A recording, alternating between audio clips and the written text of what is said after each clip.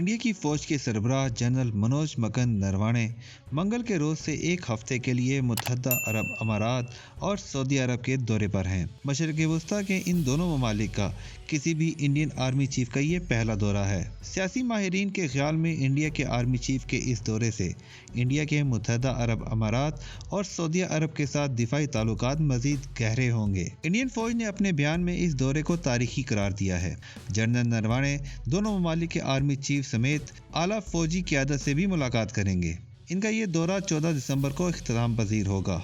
Indian army chief 9 और 10 दिसंबर को मुत्तहदा अरब अमारात के दौरे के बाद सऊदी अरब जाएंगे। वो रॉयल सऊदी फोर्स के सदर दफ्तर, जॉइंट फोर्स कमांड हेडक्वार्टर और किंग अब्दुल अजीज वॉर कॉलेज का भी दौरा करेंगे। इंडियन आर्मी चीफ की इन ममालिक के दौरे की एक वजह ये भी है कि इंडिया अमेरिका का चीन के खिलाफ स्ट्रेटेजिक पार्टनर है। अमेरिका इंडिया को तमाम बैनुल अक़वामी फोरम्स पर आगे लाने की कोशिश कर रहा है और वो ममालिक जो अमेरिका के इत्तेहादी या करीब हैं, इंडिया के ताल्लुकात इनसे बेहतर हो रहे हैं। इंडिया की सलामती कौंसिल की मुस्तकिल रुकनीत के लिए भी अमेरिका कोशिश कर रहा है। दूसरी वजह इन ममालिक के अपने मुआशी मकासद हैं।